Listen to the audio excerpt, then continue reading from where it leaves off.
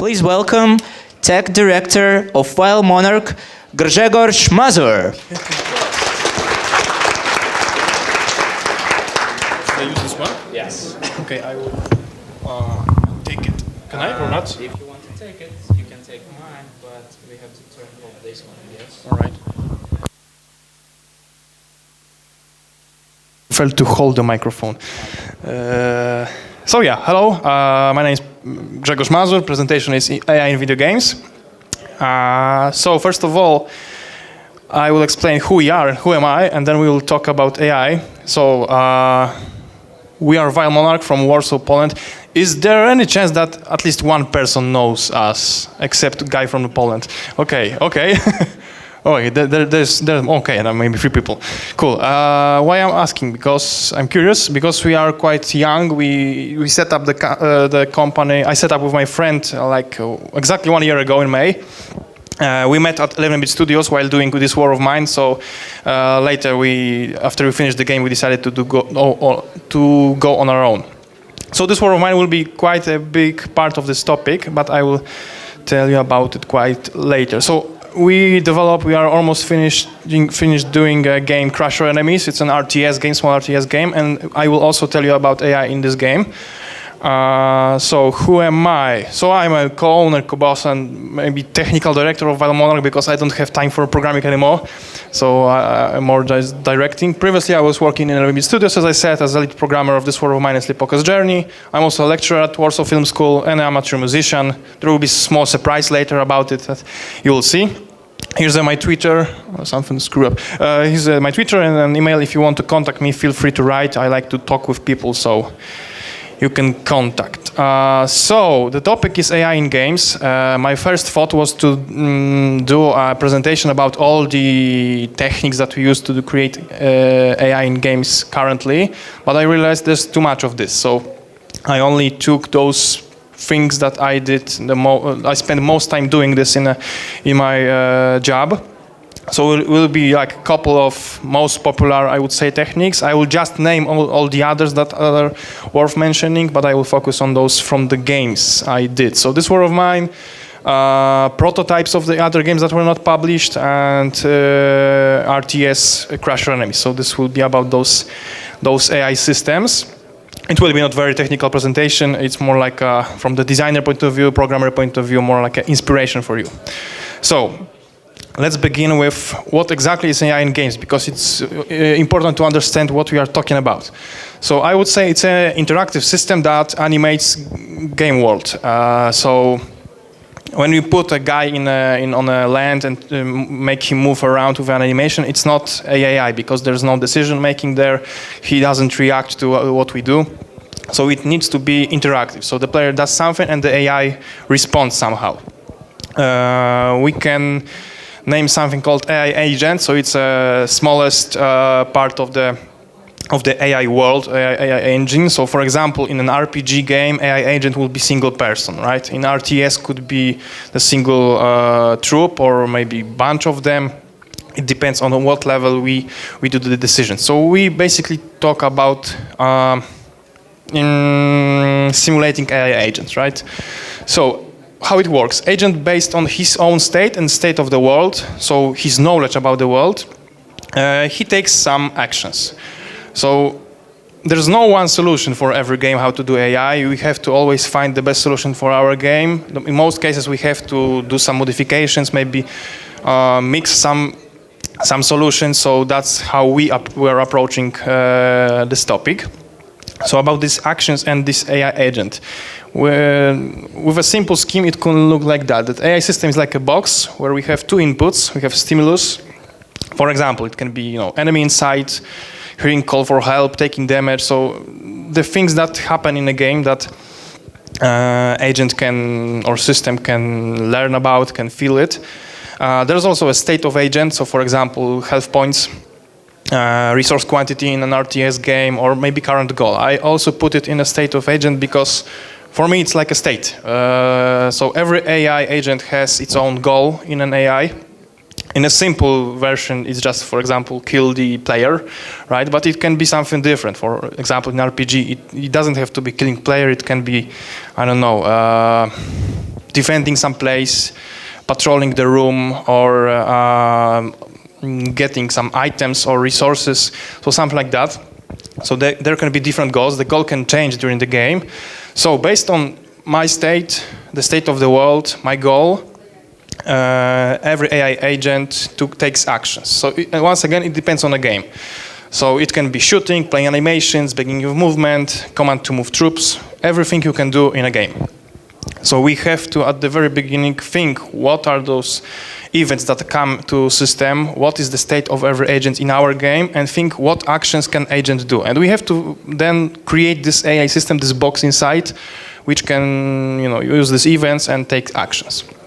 Very important thing is AI mostly should use all the same actions that player does. So, because in other case, player could feel cheated.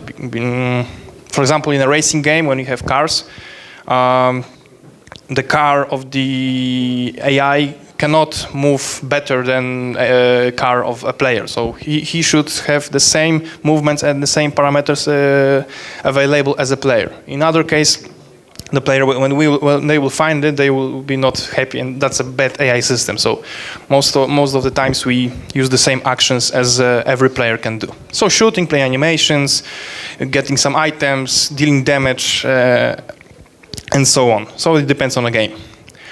Okay, we know what is AI. What makes AI good? So there are two perspectives, for player and for developer, because both are important. First of all, what makes AI good is supporting gameplay. This is the most important thing, and especially create challenge. If we have challenge in the games, but most of the times we have. And I would say at this time, the good AI doesn't have to be smart. It's really important to understand it, because if we can imagine, I don't know, the best AI we can create for a game, the perfect AI, it would always beat player, right?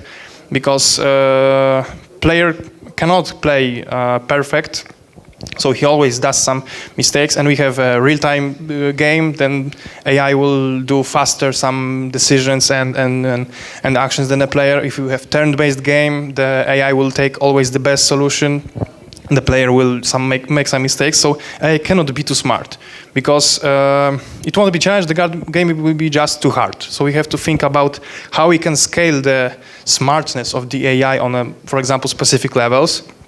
It was the case in this War of Mine, it was the case in our RTS. For example, in RTS we created the best AI we could, and then we make it more dumb. So at the very beginning of the game, the AI is really not smart, we play really schematic, then it gets better and better, it uses more tactics, more strategy, and at the end of the game it's quite good. So this is the important thing. The AI doesn't have to be, shouldn't be too smart. It just needs to support gameplay. It just needs to create challenge. And once again, it depends on the game. So in an RPG game, maybe it will be some combat mechanics that AI should do. In RTS, should play somehow to make player feel good that he beats someone. So it cannot be too easy and too hard. So we have to always balance it. We never look for a best solution, the best AI. Even when the player finds a scheme that AI uses, it's still fine, because players most of the times have fun out of it, because wow, I found a scheme of how the developers created it. It's so cool. So if it's not too easy, it's fine. So yeah, I think this is the most important thing about the AI from the point of view of a player. But what about developers, which is us, right? Of course, it should support gameplay, because it's AI's main goal, but also it should be configurable as possible. So we don't hard code it most of the times. We try to do it in a way that will let us configure, for example, different behaviors with our system. It should be predictable. So maybe not every time, but we should be able to create some AI behaviors that are predictable from our point of view of the developers. So this War of Mine was a good example here, because we had a lot of behaviors that we wanted to happen in a specific moments and specific places. So we had to choose that kind of system for AI that will let us do this. So if a designer says, okay, in this room, if a player enters through the left door, I don't want to make some specific decision. I want them to make especially this thing. So because this will give us a cool scene, cool thing happening for a player. And in all other cases, AI should think what to do by itself. So this is very important. Of course, should be also reusable. When we create some behaviors for one type of agent, we should be able to use them, maybe change them a bit and use it for other person in a game, and should be scalable in both ways. So we have, for example, simulation of a person. We create 10 behaviors, so adding another 10 should be the same easy. And on the other hand, when we have one person, adding another 10 people in the game should still work from a performance point of view. So these things are important. And I will now discuss some techniques that we were using. And you will see where are those problems with those features and where those problems disappear. So let's begin with something simple. I think that everybody tried it if everybody of you, of course, tried to do AI. So scripted AI, really simple scripts like if something happens, then do that. So for example, if I got shot, then shot the enemy. And basically event-based programming. So yeah, event of taking damage, event of, I don't know, seeing enemy. So really simple scripts. It's really powerful way of doing AI if we want customize everything, because we just write what should happen. But the bad thing about this, that we have to predict actually everything. It's hard to create emergent AI. Emergent AI is, or at the general emergent system, is the system where we define some simple rules, and thanks to those couple of simple rules, the system looks much more complicated than it actually is. So with other systems, it's easier. With scripted AI, it's really, really hard to achieve this goal. So it becomes also drastically complicated with size. So most of the cases it doesn't work good, but there are games where we can script AI and it will look fine. So I will give you later an example of scripted AI that worked for us. So we also did some small prototype of the game before this war of mine, and the decision making was really simple. Like the guy was entering the house, and we needed to decide on to which room he goes, and that's all. So we can use script for that, just write the rules and it works. So, but if you go into a more complex system, many behaviors, scripted AI won't work. It is possible to write it, but it's really, really hard to maintain it later. So it's not good. So only for specific games, for small, easy behaviors, the scripted AI will work. We can, of course, write it quite fast. Even a designer can write it. You don't have to be a good programmer for it. Okay. Another example was this RTS we made, but a prototype. So we didn't have time to create big, not maybe big, but complicated, more mature system for AI. We just needed something really simple that will just let us play the game. So for a prototype, it was also okay. But the problem with it was it wasn't taking good in a situation where was happening something we don't expect. So for a prototype, it was good. For a final game, not. Okay, but we still use it somehow. I will tell you about it later. So another thing, I hope that everybody heard about this, are finite state machines. So it's a commonly known thing from mathematics or IT, and also we can use it in AI. For example, we can have finite state machine of animations also. But from the point of view of AI, we say that in every moment agent is in a single specific state, and this state means specific behavior. For example, it can be combat, retreat, which could be running away, looking for enemy, which could be walking around the building between the rooms, for example. Combat would be just dealing damage in some intervals. So these are the simple states. Every state is a specific behavior. And under specific conditions, agent can transit from one state to another. For example, we are in a state idle, we see enemy, we go to state combat, which deals damage. So very simple scheme would look like that. It's really, really simple AI. So we could have 4 states, like idle, following after enemy, combat, and retreat. And we can think, okay, if I'm an idle and I see enemy, what happens? So I'm going to the state following after enemy, which means I run after him. If the enemy is in range of combat, I can go from following after enemy to combat. If the enemy is out of range of combat, I go from combat to following after enemy, and so on, so on. If my HP goes below, I don't know, 25%, of the max HP, I go to retreat. If I'm healed, I go to idle, and so on. So on those 4 states, we could think about those transitions, which are described as those arrows. And it works quite fine. We can show it in a graphical way, so we can have an editor, and it's quite popular. We can, for example, I know to Unity, we can download some plugins that allow us to write just simple scripts for every state, and then we connect everything with an arrow. So it's quite simple. Every state could be a simple script. Okay, why not use it every time?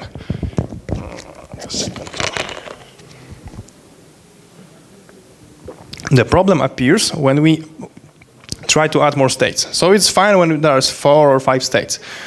But let's expand this example. What if you want to do another version of combat? For example, this combat is close combat in close range, and we have another state for distant combat. So adding another state is just writing a script for the state, so it's okay. But then we have to think from what states we can go to a new state, right? So we have to analyze the whole graph. Can I go from idle to combat from distance?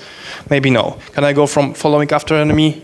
Probably yes. From combat? Yes. From retreat? Maybe yes. So we have a lot of decisions we have to make, we have to think about. And from the other side, we have to think to what states we can go from this new state. So from combat, from distance, to what state I can go and in what conditions. So we have to think about all of these things. And it's still okay if the states are like 5 of them or 10. But if we go to 100, 200 states, the finite state machine doesn't work because it's far too complicated and we have to make too many work to do it good. And there's a lot of options to do it in a bad way. And the 100 behaviors is not that big because in this world of mine we had at least 100 behaviors. Yeah. So because we did quite complicated this AI, we had a lot of things happening there, a lot of decisions. So finite state machine wouldn't work for us. It worked for a small prototype at the beginning, but later, no. Because we had more like 100 of behaviors, like, different types of combat, like retreating, hiding in cover, looking for cover, calling for help, responding to call for help, like disarming, trading, finding for items, idle, some idle behaviors, and so on, so on. So it was a lot of behaviors. So if every of them will be state, and we have to think about, we have 100 states, we add 101st state, we have to analyze those 100 already written states, how it connects with the new state. So it's a disaster. So finite state machines are great, but for simple behaviors, I don't know, maybe up to 10 states, because above this it becomes too complicated, right? And it's really hard to manage this. But if the AI is not very complicated, finite state machines play really well. You can, make an editor for this and write all the parameters for the states in some boxes in graphic way. So it can be really convenient. But if it's not too complicated. So do we have a system that solves the problems? Yes, and as I said, finite state machines are really popular for simple AI systems. And for more complicated, we have behavior trees. So behavior trees, I think it's something that everybody should know because, I don't know, maybe 80%, 90% of the games where we have character-based agents use behavior trees. So like, I don't know, Witcher, so CD Projekt uses, Flying Wild Hog uses, we use it, so this War of Mine uses, like, I don't know, probably Halo use this, Call of Duty maybe, a lot of AAA games, smaller games also, because it solves the problems with finite state machines and it allows us to create more complicated behaviors in a really nice and also graphical way. So how the behavior trees work? I assume that everybody knows how the tree looks, but in a sense of algorithms, not in a forest. So we have nodes connected to each other. We have tree-based structure. So every node, we can say that it's a complex agent behavior. So we can have exactly node for a combat, for following after enemy, for idle. So the previous example. Each node knows if it can run. So for example, combat knows if it can run. So the condition for this would be if I see enemy, for example. Following after enemy would know if it can run. Idle will know by itself it can run. And when node is starting to run, it tries to run its first runnable child. So in this way, we have tree based decision structures, because every node tries to run its first possible runnable node. So if one node cannot run, then maybe the sibling of this node will try to run. And at each moment, only one branch of the tree is running. In most cases, we can have some parallels, but in most cases we don't. So the one branch of the tree is running. So very, very, very simple scheme of a tree can look like that. So it's like an example from a state machine, but as a behavior tree. So you have a root node, and then we have those three nodes: combat, following after enemy, and idle. So when the tree starts to run, as I said, every node tries to run the first possible child. So the root node enemy could start, okay, let's check if combat can run. Combat says, no, I cannot run, I cannot see enemy. Okay, so enemy tries to run following after enemy. And if following after enemy would say, no, no, I cannot run because my conditions are not met, then idle will be asked if it can run. For example, idle will say, okay, I can run, so idle will be started to running. And then idle, if this node have another nodes below, then the same will happen. It will try to run the first possible child. So this is the basic node, like a selector node, this node called enemy. So we have selectors, we have also sequences. So expanding this example, idle could be not selector, for example, it could be sequence. Sequence works a bit different. It tries to run all the nodes in a sequence. So selector runs first possible child. Sequence runs all of them one after another. So we could have root node enemy, then we could have sequence called idle, and then we could have leaf nodes. So in most cases, leaf nodes are the actions, are the actual things that AI can do. And it could be choose random point of interest in some range, for example, with parameter, move there, play random idle animation, and wait. So if that sequence could finish, then whole tree finished running, and we started from the beginning. And once again, root node tries to run first of its child, then this child tries to run first of its child, and so on. If there's a selectors, if there are sequences, it tries to run all of them. So this is how it works. Let's look. What's important? We don't write these nodes like combat in code, following after enemy idle. We just named it like that, for example, in editor. These are like general nodes. So enemy is a general selector node. Idle in this example is a general sequence node. And only we write for the game those nodes that are on the lowest level, that are actual actions. So we prepare those for a specific game. So, for example, we could have those actions in our game. So let's look at how combat could work. Because if we don't write those nodes, combat, following after enemy, and so on, so then how we check those conditions that have to be met to run the subtree? So every node can also, from the specific nodes, these actions can give us answer if it can run or not. And we can also add another types of nodes, which are decorators. Decorator from the programming is just something that decorates the action. So it can add some additional conditions or some additional behavior. In this case, this is the decorator that I wrote, for example, for this game, that it checks if enemy is specific range. I wrote it with a parameter 1 meter. So the combat is again a selector node, a typical selector node, which has decorator which checks if the enemy is range, and then we have once again sequence which runs two things: play animation and deal damage. So if the tree is starting to run, the combat is checked if it can run. So it means that it's checking the decorator is enemy in range, and if it will say true, then the combat branch will run. And it will play animation, later it will deal damage, and the tree is stopped running. Then we start from the beginning. So once again, it will check combat, so it will come here, but if enemy will be not in range, it will try to run some other branches. So this is how it works basically. There are a lot of details, but in basic it works like that. So we have some those generic nodes like sequences, selectors, actions, which are those leaf nodes that we write for specific games, the game and decorators. But what's more? Because one thing is missing here. Let's go back to this example. You can see that this sequence of idle, for example, designer created this in editor, just connected the nodes. So it can take quite a lot of time to run whole sequence. Like choose the random point is like, it happened in one update of the game, but then movement can take some time.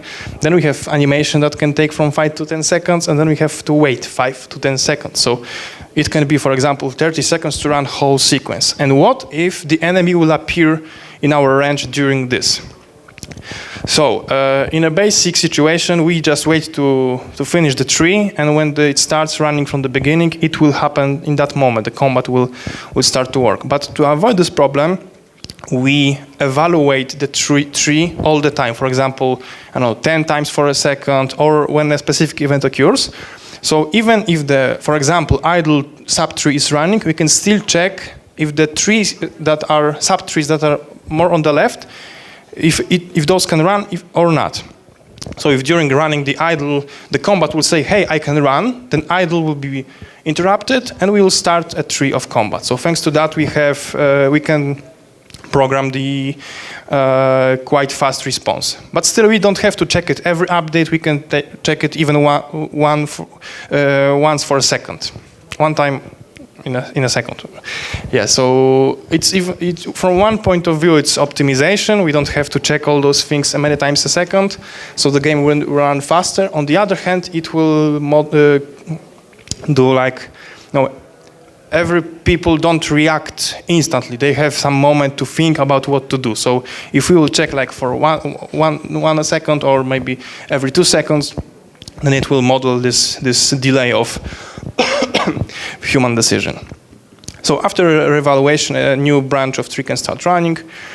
And basically, when you look at those trees, we can come to a conclusion that behavior trees look similar to hierarchical finite state machines, because those combat, follow after enemy, and idle could be states in state machine. Those below actions could be like internal states. So the cool thing is that every state machine could be created as a behavior tree, and in the other way too. So every behavior tree can be created as a state machine.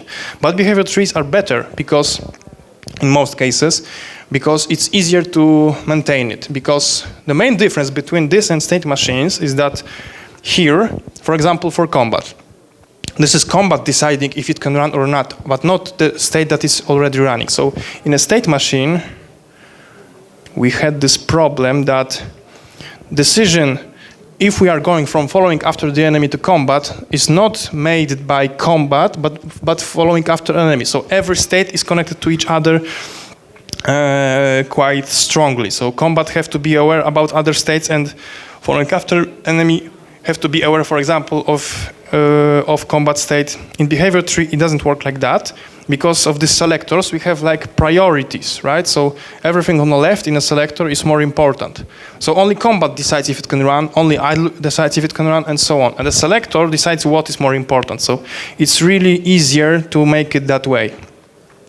So when we have 100 behaviors, it just needs us to make it in a specific order, and it will work. So every behavior will be not dependent on the other behavior. So it's really easy to create really complicated system with many behaviors. And of course, we can create an editor for this, or we can have one. For example, in Unreal Engine, we have behavior trees built in, I think. In Unity, we have tons of plugins in Asset Store we can download or buy with behavior trees, where we only implement those leaf nodes and maybe some decorators, and then even not a programmer but designer can sit and connect the blocks and create whole really complicated AI, whatever he likes. Not everything is possible to done easily with behavior trees, but it's not the topic for today because it will be too much to talk. But still, a lot of things could be done really easy with behavior trees. So we used it in this war of mine. So we modeled these hundreds of behaviors on this. We created our own editor for this because in 11 Studios they were using their own engine, so we had to create an engine for trees and editor from scratch. So it looks not very beauty, but it works. So this is part of the really smart of the tree, part of the tree of combat. So we have the selectors, we have those decorators. So designer sits and just connects the blocks And every block has some parameters. For example, movement can have speed or animation that should be used. Sensors, so like checking the enemy could have some ranges and so on. So we click on the node and we have all the parameters we need. We have some pool of all the types of nodes we have. We can also divide this tree on a subtrees and edit every subtree in separate file. So it's really, really convenient. So we did this that way. So every behavior was in a separate file, and then when we were creating a specific person, we are just choosing which subtrees we are connecting, in what order, and it worked. For example, soldier had, I don't know, close combat, distant combat, shooting, and all those, brutal behaviors. And for example, when we were doing an old guy who was scary, he didn't have any combat subtrees. He had like subtrees of doing idle actions, of running away, calling for help, and so on. So only by connecting subtrees in a big tree, we could make any specific type of character we wanted. And in this war of mine, it was the biggest trees, for example, soldiers, because these were the most complicated behaviors in the game. We're counting like tens of thousands of nodes for a single tree. So it was extremely big, but still, it was only one guy that was managing whole AI in a game. So one designer could manage a tree that is built by tens of thousands nodes, and it was okay. So maybe it wasn't really easy, but it was doable. So he could create those tens of thousands, nodes connected to each other, and everything worked. So we also can debug trees with an editor. We can check at every moment for every person in which node, which state it is. So it works really, really nice. So behavior trees, I think this is the most powerful and most popular technique today. So everybody should check it at least and use it as possible. It plays great for simulation of single people, right? So for RPG, like monsters, like people, like persons, like in RTS maybe not that much, but in a game like simulation, like this War of Mine, also it played really, really good. We even used trees to control the players' characters, because when you were not controlling the player by yourself, it could take some actions by himself. So we just added some nodes that, for example, were reading input. So like checking if the player clicked. So if not clicked, then there was running another subtree which was some idle actions or something like that. So even the player characters can be created with behavior trees. So and I will tell you about one more technique that we used. It's quite cool, quite interesting, because it's simple but it's powerful for RTS. When we are doing this Crush Your Enemies game now, we had a different problem to solve, because as I said, every game needs a specific solution for AI. So in most RTSs, we have two things that we have to do as a AI. One of it is resource management, and another thing is where we send troops to have the best result. So, for example, I have 10 warriors, 15 archers, and what to do? Where should I send them to have the best result, to take over some land or win the game? So, as our game, this Crash Runners were really simple, and there was no such a thing as resource management. It was only a decision where we send people. Then we're looking for solution for that problem. And also this problem appears in different games. It can be also connected with behavior trees, because behavior tree can say what to do, but the other technique could say where we go to do this. So for example, in an FPS game, you also have to decide, when you have a couple of units, where they should go. Should they flank the enemy or attack straight, or they should go back, and so on. And the technique I found and we used is called influence mapping. There was a screenshot here and it's missing. Okay, no problem. So influence mapping is something we used for, it's a method of finding areas in which we should move our troops. So it needs one thing. It needs to have game world represented by a grid or a graph. So our game was really simple. So the game itself was represented as a grid. But even if a game world is not grid-based but continuous, you can still, for AI, create a grid representation or graph representation. For example, graph representation is really good for buildings. We have different rooms, so every room can be a node and they are connected with edges. So it can work like that. So what is it about this influence mapping? We decide that each unit, each building, each resource on a map has its own base influence, which is area which will influence that unit, which this unit influences, and a value, like a number, from 0 to 1, for example. The bigger the number, the bigger influence is.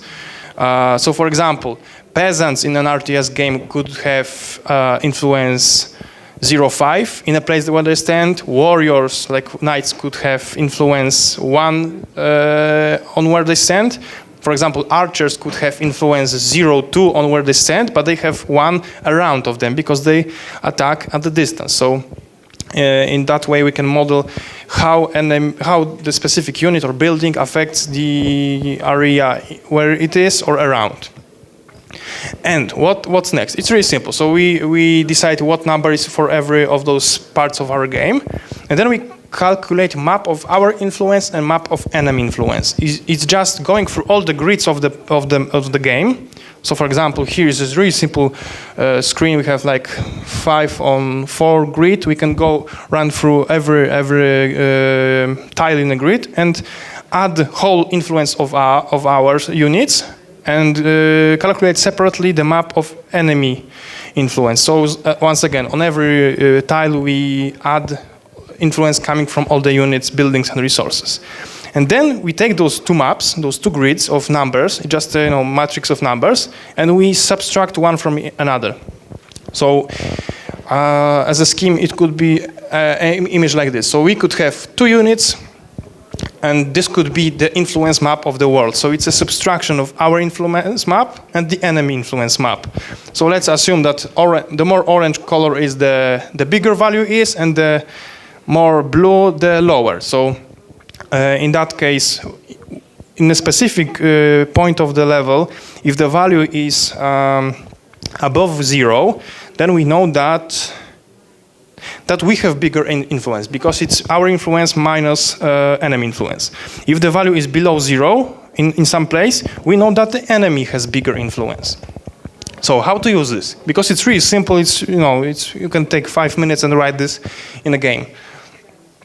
So we can agree that the goal for every troop, when we want to send it somewhere, would be area with the highest weight. So, and how to calculate the weight of the place? It could be influence of this place divided by cost of movement. Cost of movement, which is, I don't know, length of a path that we'll need to calculate to move there, and maybe we've added some modifications like difficulty of movement on some paths. So, for example, swamp can be different than typical land. Maybe road will be faster, and so on.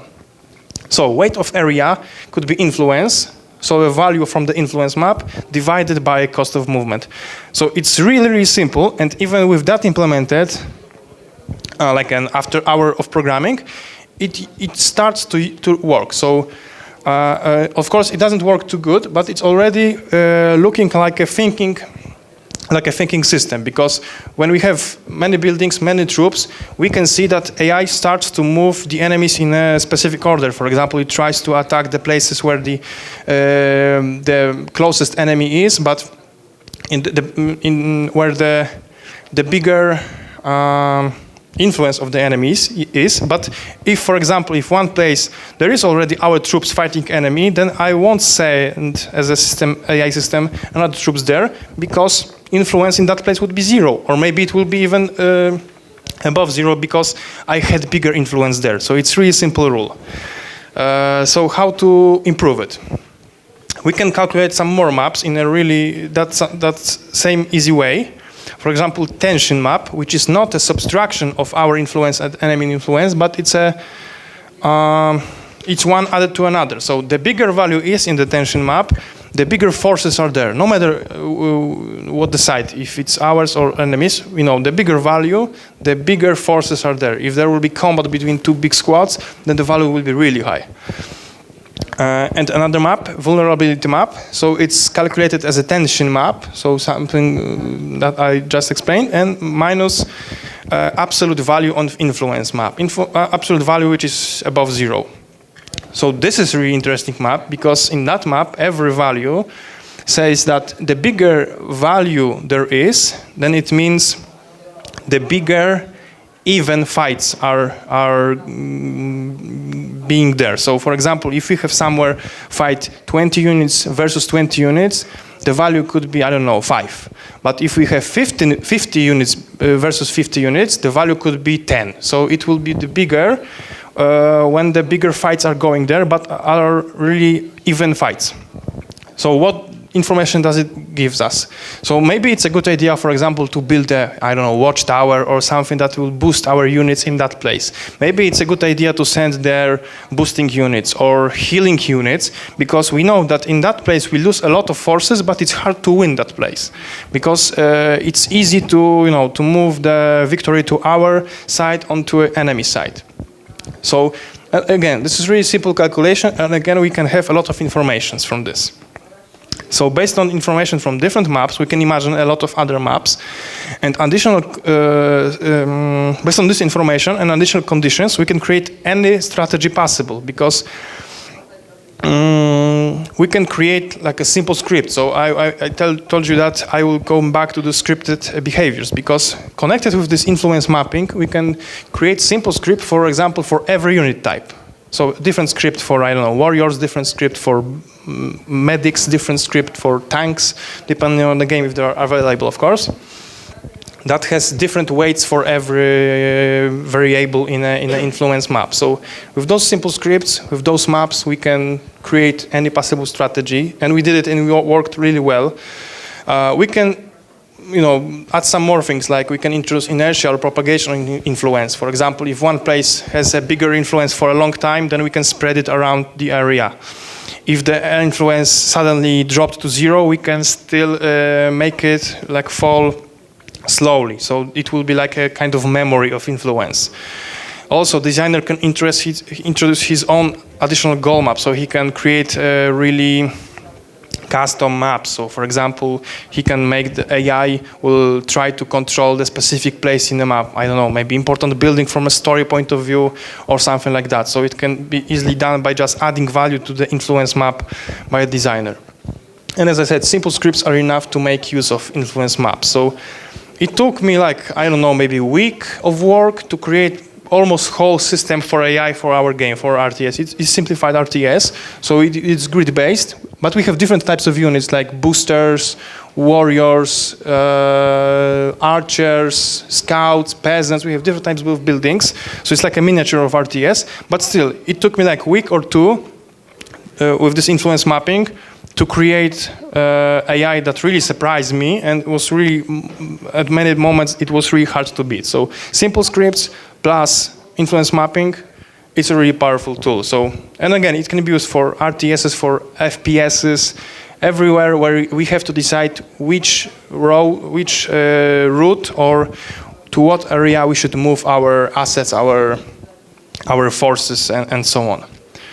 So it's good to know it and try to do it, because as I said, it's really simple and it does really great effects.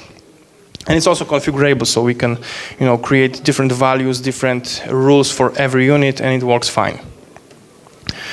As I'm running to the end of the presentation, I promised that I would just say the couple of names that it's worth to check, but I won't tell you about those today because I don't have time for this. So we have planners. We can have planner-based AI. It works quite different than behavior trees. It's more like every agent has some library of plans for getting some goal done. And based on his state, there are some rules that calculate which plan is the most fitable for a current situation, and then this plan is chosen for execution. So from the conceptual point of view, it looks like that. BDI agents believe desire intention. This is another quite similar to planner's technique, when agent once again have beliefs and his own desires, and intentions are the basic running plans. So we have neural networks, so we can have some learning. We can learn the AI how to solve the problem in the best way. We have fuzzy logic to not just write if X then Z, like those simple rules, but introduce some weights. Fuzzy logic could be also used with influence mapping, I think, in quite good way. So these are the topics that it's good to check if you have time and you are interested. BDI is more like a interesting thing, but maybe not applicable because it's really hard to use it. I know only about one game that uses BDI in a commercial game. It was a black and white game. So it was quite interesting from the, I don't know, scientific point of view, but it's not very popular. But still, it's good to check it. So, okay, thank you.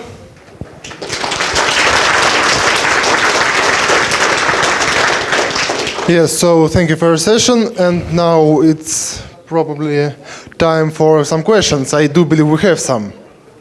There's such a large amount of people. Do you have any questions? There's a question. If I understand correctly, there's several layers of influence maps, right?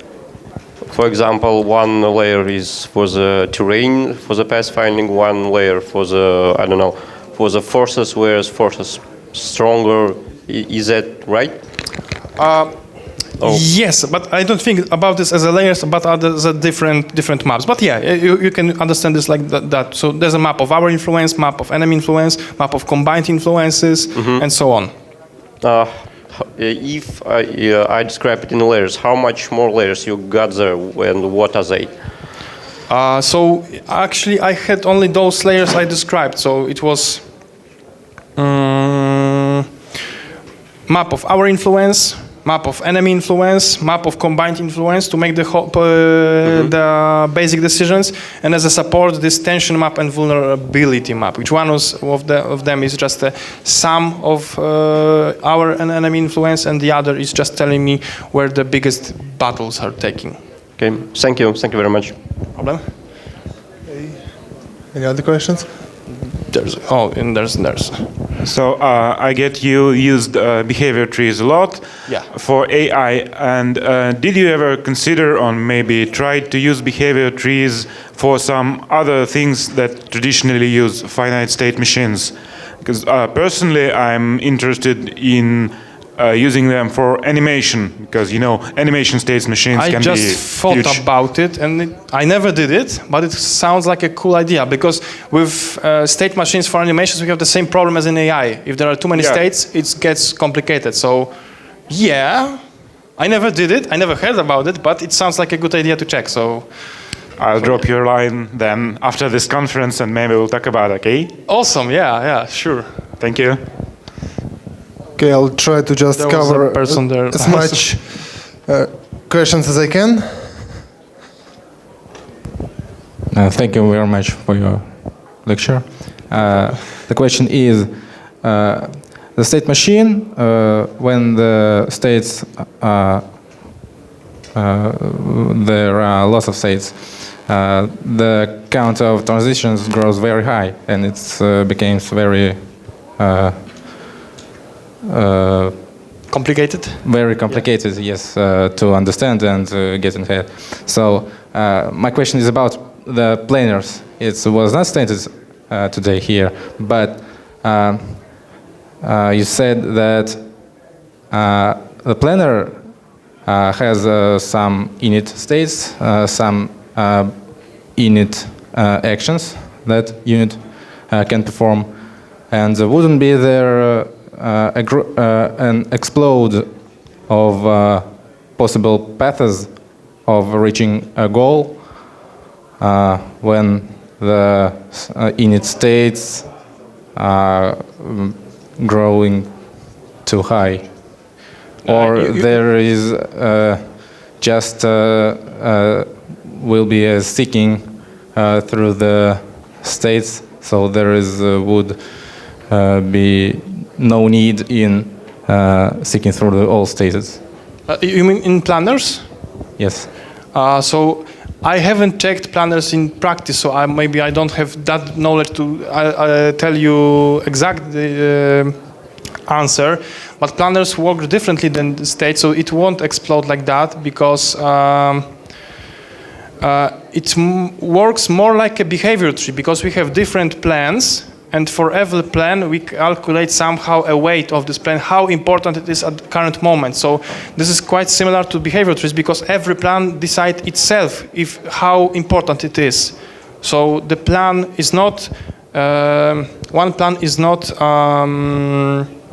dependent on the other plan. So those plans are separate. So it's not that bad as in state machine. So it's more like a behavior tree. The developer should describe the plans himself, or the algorithm should just seek it? It's more like a developer creates plans. So when we add a state, a new state, how much new planes will be there?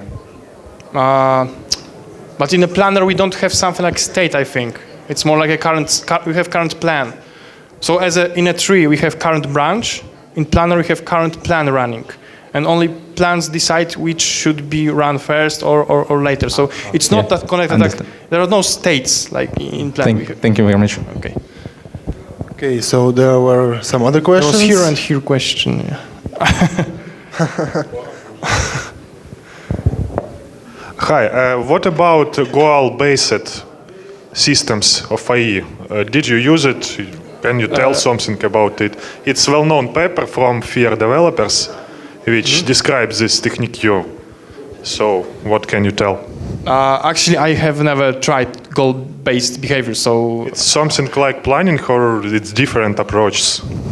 Excuse me? This is something like planning, or in your classification, or this is... Yeah, it's like a planning, but okay. Because you have a goal to meet. So you, for example, look for the best solution, the best plan to solve the problem. So goal-based goal-based systems are just this planner or BDI agents when they have specific goal to achieve, and the system decides which predefined plan, for example, it should use to achieve this goal. But I never used this. I hope to do this someday, but I never used it. But it's also popular. Maybe BDI, as I said, is not popular, but planners are getting popular. So there are some games that use this. So I think you should just check planners. There are some more questions. Thanks for the talk. You said that BDI are not very popular, but you also have neural networks here. What can you say about them? Are you aware about any commercial game using neural networks? I won't tell you specific names because I just don't remember, but I know that for sure there were bots quite many times for FPS games written with neural networks that were learning, for example, from players or just in an evolutionary way how to achieve the best result. So the best known for me use of neural networks were the bots for FPS games. So like how to move, how to jump, how to go somewhere and kill the enemy, and so on.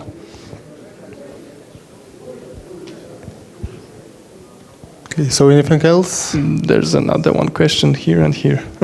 Well, that will be the last two. Okay. About influence map, how do you imitate the weak AI? Or AI is already not so not better than player? So we had this problem. Because influence map gives you information, and you still have to write some scripts that will use this information somehow. So, for example, find the best path and send the people there. And every script was for every unit. So every unit has some different decisions made on the same data. So we are just turning on or off some rules in those scripts. For example, when we had, troops that are fighting close combat, then one of the decisions was, if we find the best place to send people, we can check how big army in this place is, and if this squad can win the battle or not. The weak AI will send it without checking it. The good AI will check if it can win, and if the forces of the place that I'm planning to send troops are much stronger than those troops, then I lower the weight so this area is less attractive for me. So for example, that kind of rules. So you can write a lot of rules for every of those units that will make them work more smart, and you can just turn them off if you want to make them more dumb. Thank you. This is exactly what we did. Okay, so who else? Yet another question. How do you think will probability-oriented techniques like fuzzy logic-oriented and fuzzy set-oriented be widespread in the nearest future. What about using it in games? Actually, I have no idea. I think that for a long time still behavior trees will be best known because or most popular because they are already popular for a lot of years, and there are not many better solutions for a typical AI problem in a game, because typical problem is just solving the problem what the guy in the game should do. So the trees are solving a lot of problems. So I have no idea whether fuzzy logic will be more popular or not. I think those systems are just. It's not about what is better or not. It's about what we have to solve. So, for some games, those systems will be just better than behavior trees of in-state machines. So there won't be, I think, the better than others technique. It can be more popular or not, but fuzzy logic seems like something for different goals, right? And it's not like we use fuzzy logic again. Instead of behavior trees of in-state machines, but we use it for different purposes. This is how I feel it now.